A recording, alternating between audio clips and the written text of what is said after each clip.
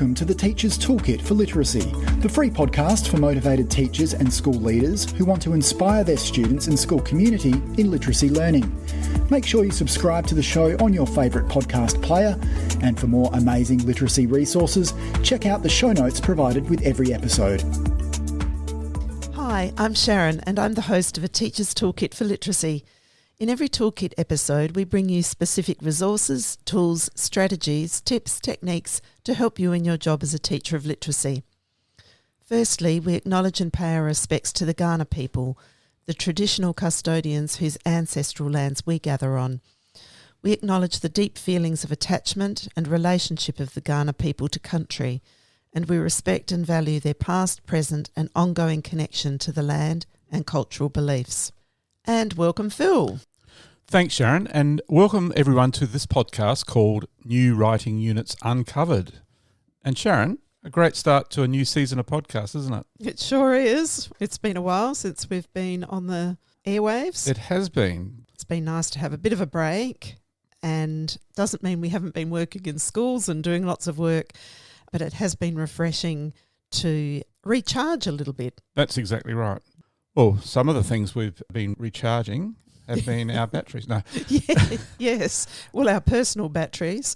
Well, we've been charging our personal batteries, but we've had family things going on too. Yes, we've had lovely family things happening. We've got a wedding this year, so being parents of the bride is pretty exciting to be planning for and thinking about. So that's a fabulously exciting thing. And a son who's purchased a house. Yes.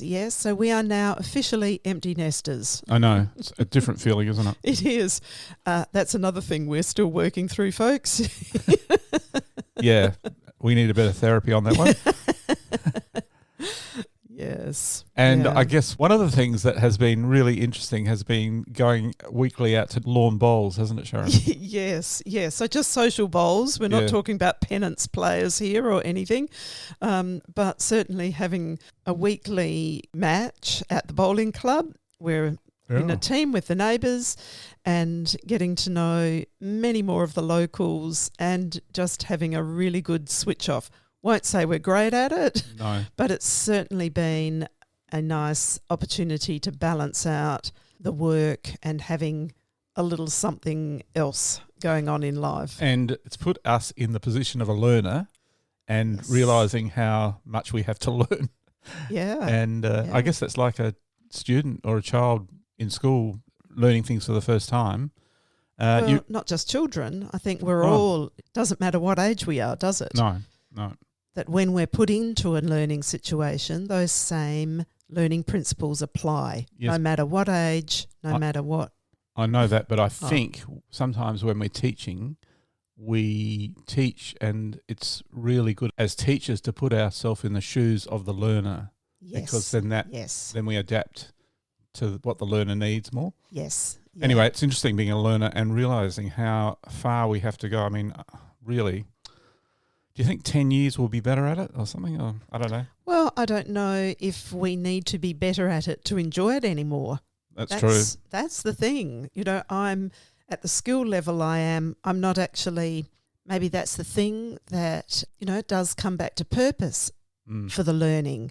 Do we want to improve in the learning or, at the craft of bowling or the art of bowling or whatever it is that we can't quite get a handle on? Or is it that it is serving all those other purposes of a little bit of activity, definitely lots of socialising?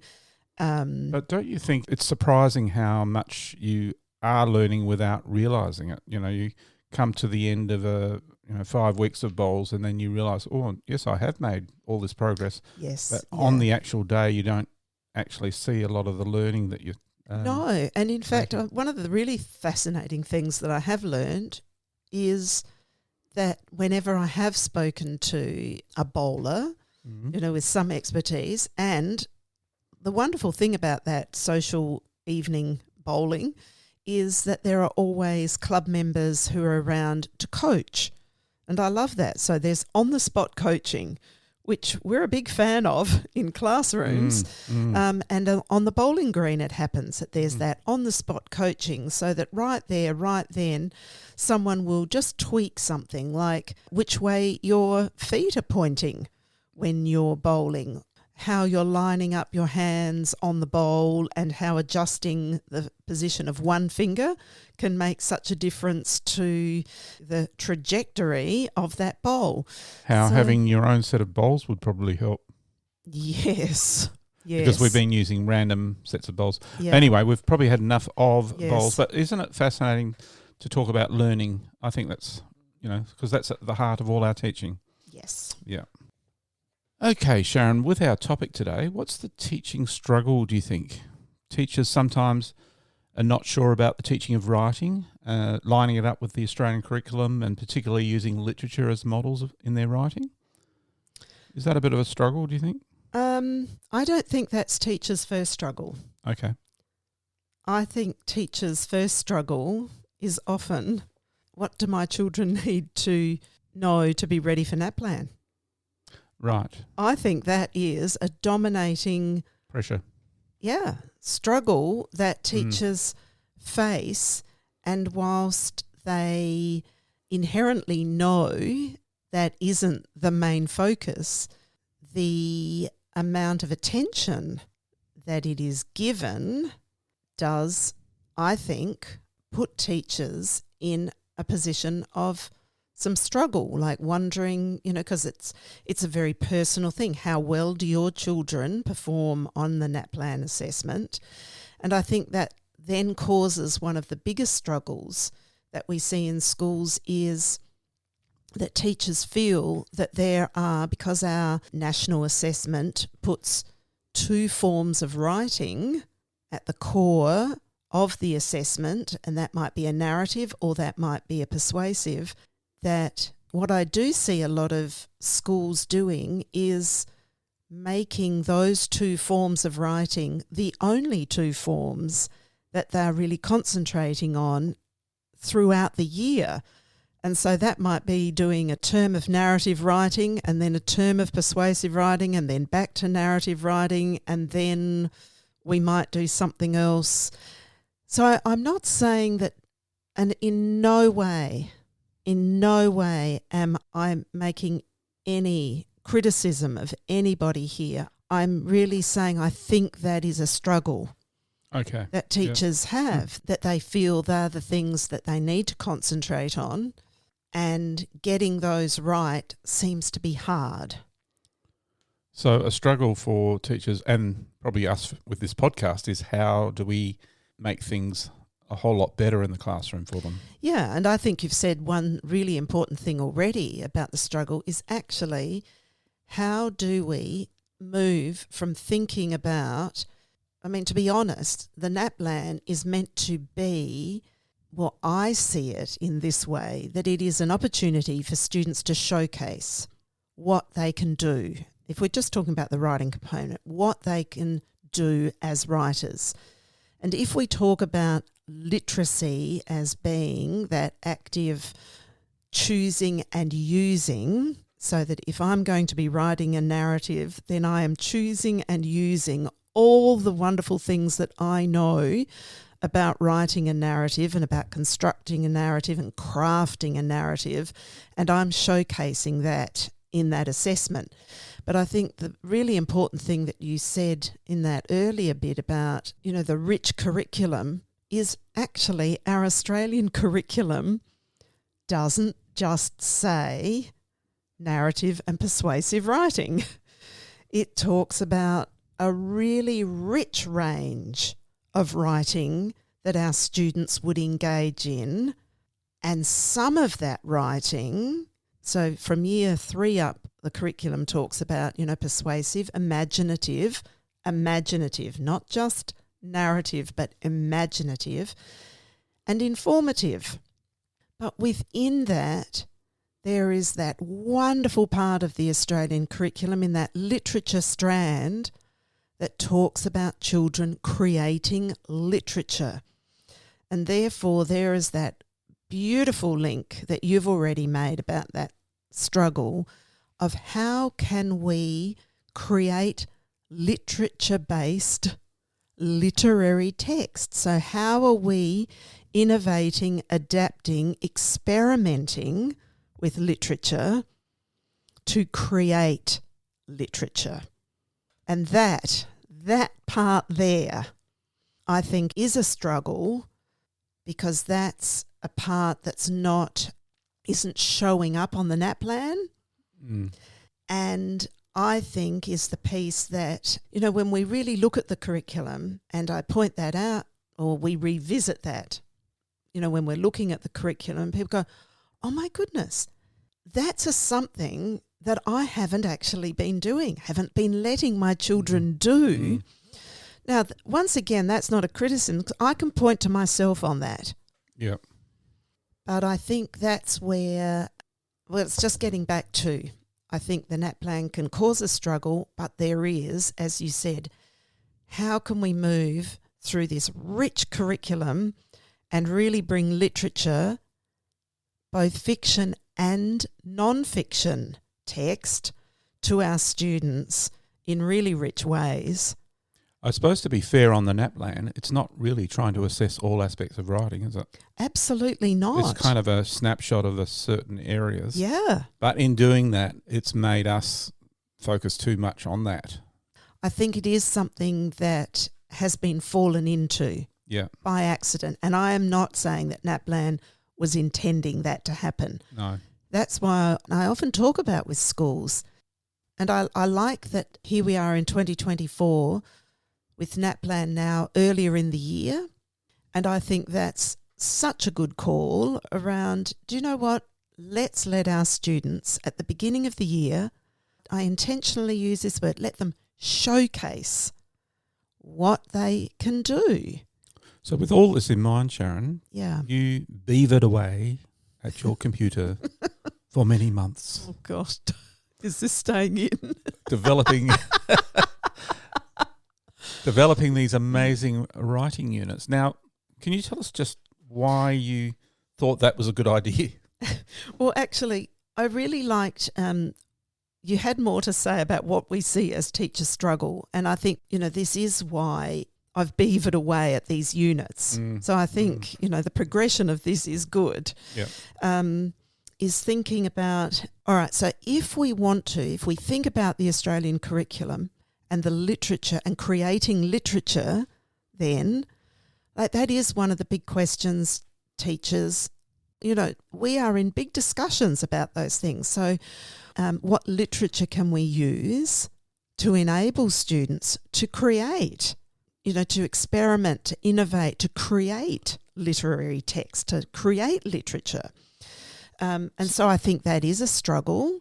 And so finding those texts. So this is all linking to why the units that have been created in the way that they have.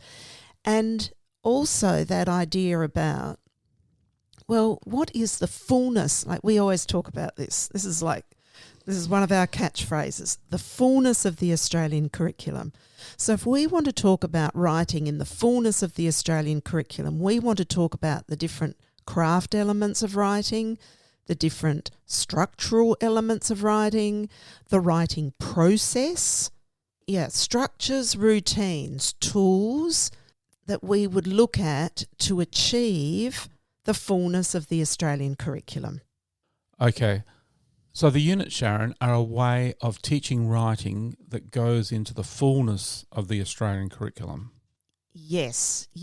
That's the aim, is this bigger picture thinking around, like this idea of a unit. And maybe I need to just say straight up too, what am I even meaning by these units? And by these units, I'm really thinking about 5 to 6 week, maybe shorter for some of those things, but across a year that we would have a number of units, and that these units help us to focus on the craft of writing, using literature, using mentor text or texts as rich examples. And through reading and writing processes, we get students engaging in noticing and exploring and experimenting with intentional aspects of the writer's craft and the writer's process so that it leads to published outcomes. And ultimately, you're improving the quality of that writing, aren't you? Yes, yes. You're publishing it, you're improving the quality of it. Yes, so it's not just a drafting process, it's drafting, revising. And I'm not talking about this idea of I draft and revise it by rewriting it all, and then now I have my next draft, and then I revise that and rewrite that. I'm talking about drafting and having an opportunity to revise what I've just drafted through an intentional lens. So it might be a writer's craft piece, or it might be a revising strategy.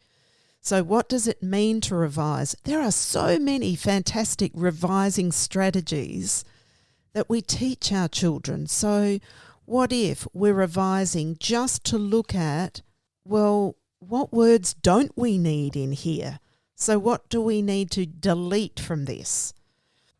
All right, so now we're going into big picture things here, and I'm not really focusing in on like what are these writing units about. But in essence, I suppose if I had to give like the 20-word summary of what, and please don't count, but the summary of a unit being, it's a type of text that we're working with, and where does that come from? The range of things that the curriculum talks to us about. And we've done an earlier podcast on mud mapping for writing. Yep. So all of those different types of texts that students should engage with as readers, but engage with as writers as well. So informational texts, narratives, but not the same type of narrative every year. Yep. So across the life of primary school, that we might have some fantasy. We might have, just personal stories. We might have mystery. The fantastic Year 6 unit just happened, in these last few weeks in one of the schools that I'm working with on science fiction. So poetry. And then there's poetry. And then there's different types of persuasive text. So speeches or marketing or... So broadening the range of the writing.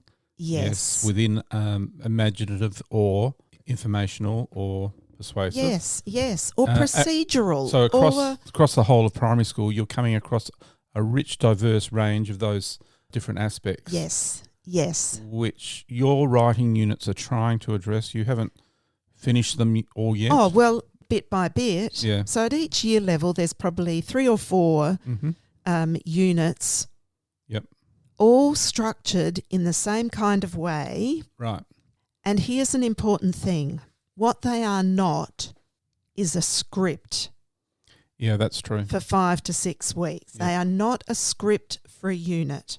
Right. I'd really be keen to talk about what the elements of the units are. And it's not that they're just about my units. I think this is like the checklisting for people of these are the things we would think about in developing a unit. And I think these are from both as teacher, what I've needed when I need to develop a unit, and then I've thought about in catching that, what is it that teachers that I'm sharing this with would find useful in propelling them into the unit and to take it and own it for themselves. I suppose it's also a structure that a teacher could actually design their own unit. Yes, yeah. Like you said, you don't really own them. It's more that you've used this structure that's really working within these units that somebody else could design with. Yes. And I think that's what I'm hoping, this podcast can be a little bit about is teachers themselves having that little checklist. Yep, when I develop a unit, yep, I have that. I haven't thought about that element, as part of my unit design. So I guess what in essence we are talking about is the elements of the structural elements of a unit, and some of those tips and techniques that I've found to be highly successful in planning for, I'm going to say, joyous units.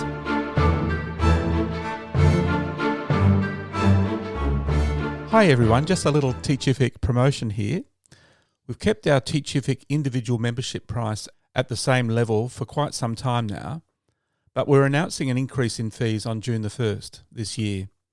However, if you join now, you are future-proofing your membership to stay at $12 a month forever. So become a member now to access all our resources and courses at this amazing locked-in price. Looking forward to you joining. Bye now. Which probably leads us on to the next question, which is why do we plan for and teach a writing unit? Yes. So if we are in our minds thinking about all of the things that we want a unit to do, we've already talked about some of those things of like across a year. So big picture, I'm thinking, and that's where that mud map that we talked about, that'll be in the show notes, the link to that. Okay. I'll put that in now. Yes. You know, that over a year I'm thinking about, okay, so what units do I want to be able to do? And that I am just making them short.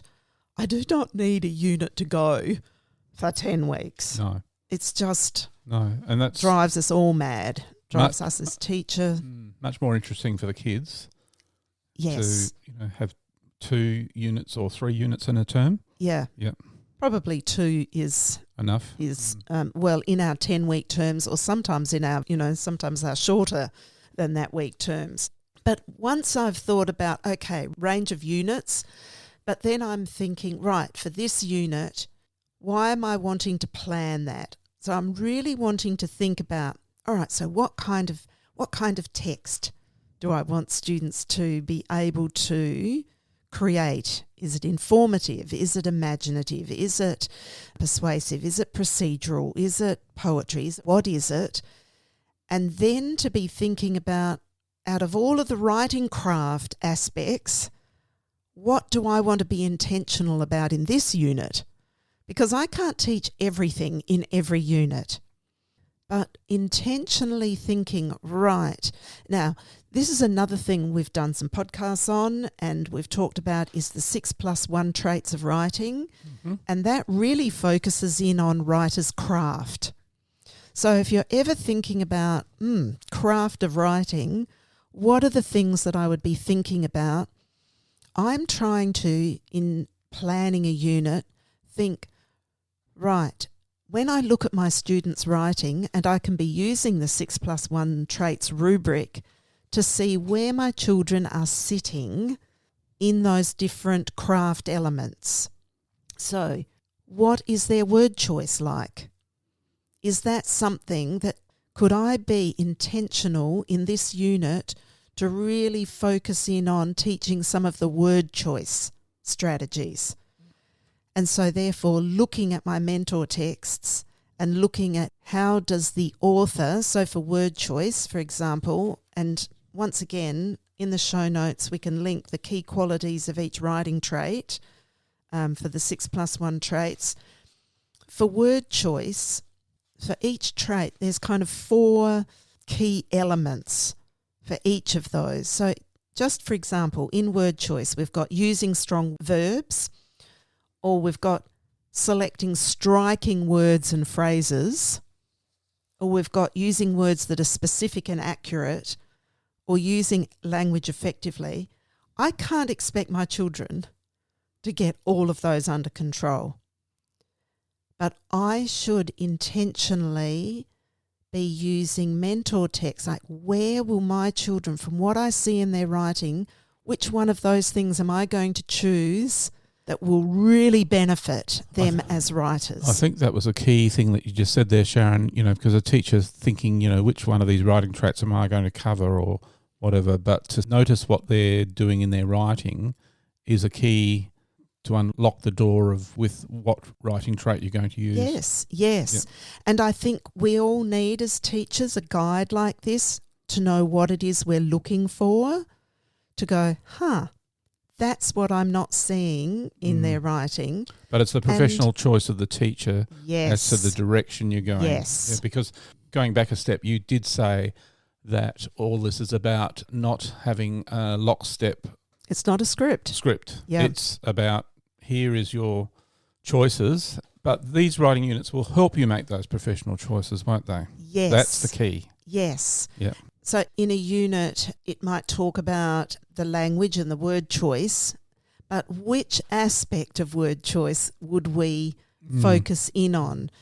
Because this is another struggle.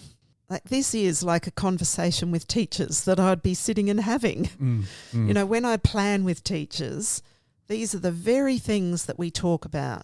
And they might say, oh my gosh, word choice, you know, they're struggling at all of those things. And we go, well, hang on. Good noticing. If that's what your students' writing shows, it can't just be, oh, they struggle at all of those things, but show me how you know that, because I've done it, you know. Go, I don't think they're good at that, but we need to look at their writing. We need to look at what they're doing. Then to be intentional about what we choose. So if we're saying, what we're noticing is that they're not, let's go with the strong verbs one, that they're not using strong verbs, then that's where I want my mentor text to do some of the work for me. And that's to allow my students to be able to see how this writer is using the strong verbs. Now, I don't have to go and look for a mentor text that is just full of strong verbs, because do you know what? Any good mentor text has got all of these things in it. Yeah, that's a really important point, isn't it? We don't have to go and get a certain mentor text, you know, and spend ages trying to do that. To fit in with it. And we'll talk a bit later on in the podcast about how do you choose a mentor text. But that's one thing I do want people to know, is that whatever I'm wanting to teach them, I don't need a different text to do all these things. Because good writing has actually got these things in good balance. So I don't need a text that overdoes the strong verbs, because do you know what? Then a child's going to fill their writing with strong verbs, and then it's not going to be a great text. So the text should do some of the work, but I as teacher need to do some of the work. So say we're doing the strong verb piece.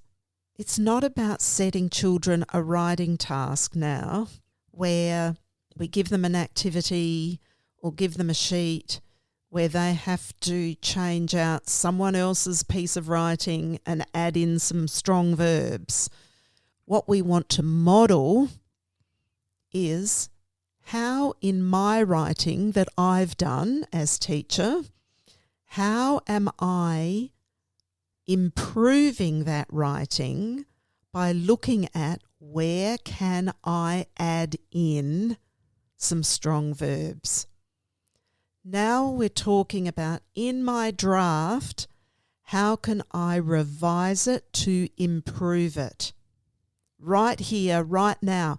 I might have only written a paragraph so far. It's enough. How can I, in that paragraph that I've written so far of my draft, so good writers use action words, you know, giving some punch and pizzazz. The writers stretch to find lively verbs that add energy to a piece. So as I'm modelling how I revise, I'm thinking, where can I add lively verbs that are going to add energy to my piece? So this is actually a really important piece, is that we're not necessarily practicing it, right? I model it, right, now go and do it in your draft. We have to think about these things as we can use this in the revision part. And a revision isn't, I've written for 4 weeks and now I'm going to start revising. This is a continual process of drafting and revising, because if I don't do it in that kind of cycle, it means I only get to revise once in every piece that I'm doing, and I am not going to remember those things that I was shown or modelled or I practiced. I think that's a key change for me as a teacher, but probably a lot of teachers, is to realise that it can be a much more frequent cycle. It can be daily. Yes. Twice daily it can be, but it's that frequency of the cycle where you're learning and learning, because it really is in the revising that you are doing a lot of the learning, isn't it? Yes. And so picture this. So I've revised this paragraph that I have drafted, and I've worked out for my own piece how to add in those lively verbs that are giving some energy to my piece. And so as I draft my next section, am I going to be thinking about that? Yes, I am. I'm going to be thinking, hang on, this word made that part better and that's how it improved that. Right, as I'm writing here, right, let me add this word in as I'm going, so that I'm actually now choosing and using already the things that I have been taught, because I've had a chance to apply it and improve my writing. Now I get another go at that with the next bit of writing that I'm doing. I suppose this is the real teaching and learning of writing, isn't it? When we revise. Yeah. Absolutely. Yes. And do you know what? And I've always been not so good at that, because I have done it in that way of, we write the whole piece and for days and days and weeks, and then we revise that whole piece, and it's too late. It's too late, and nobody wants to do it. No, the kids. Nobody wants to. Well, the kids always said to me, "I don't want to do this." Yeah. It's too hard. Yeah.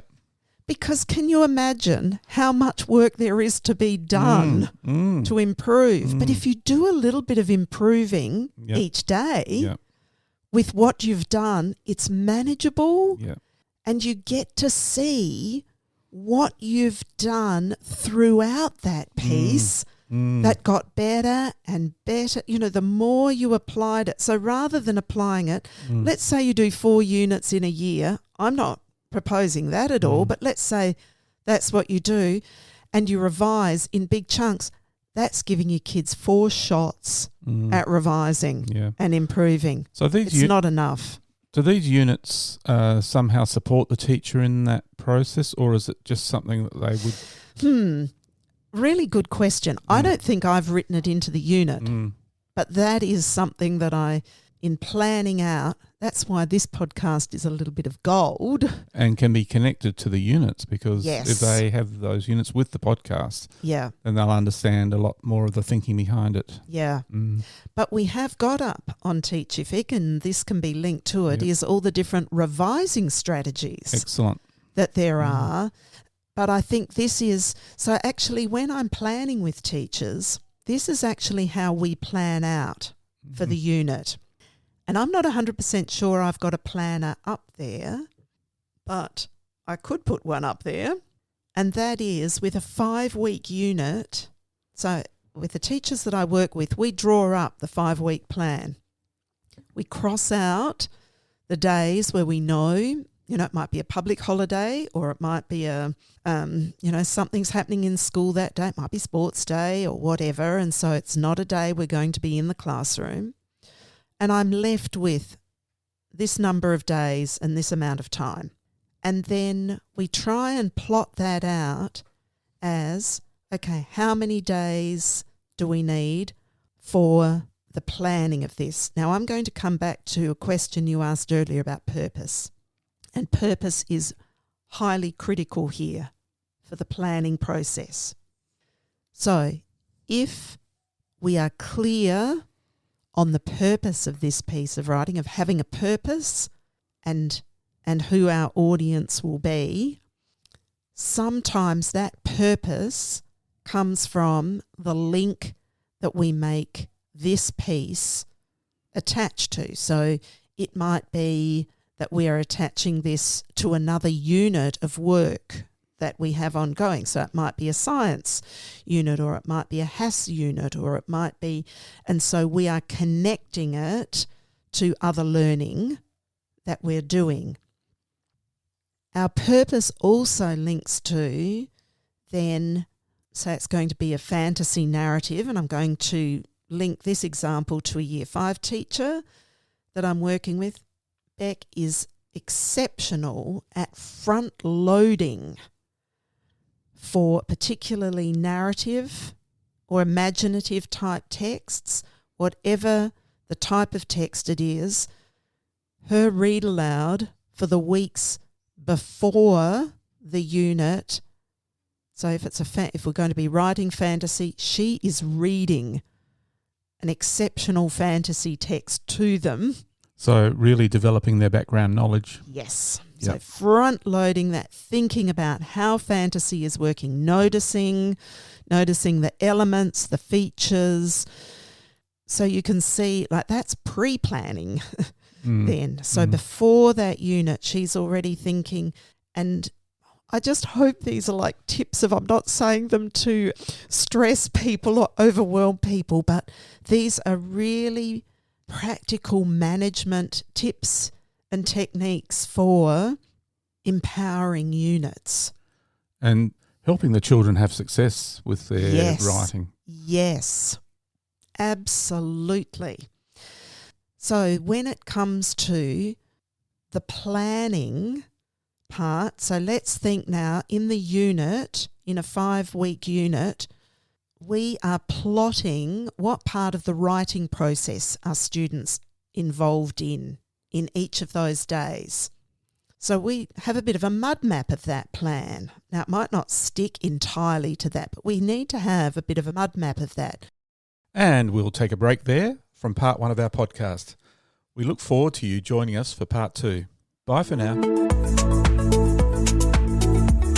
Thanks for listening to the podcast. To make sure you don't miss any literacy learning tips and insights, please subscribe to our show on your favourite podcast player. At Q Learning, our literacy specialists draw on over 30 years of teaching and international consulting experience to deliver world-class learning solutions. We equip, empower and support teachers to become their authentic selves. To find out about upcoming webinars and about how Q can help you and your school, visit qlearning.com.au. And you can get even more amazing teaching resources right now at teachific.com.au. Stay tuned.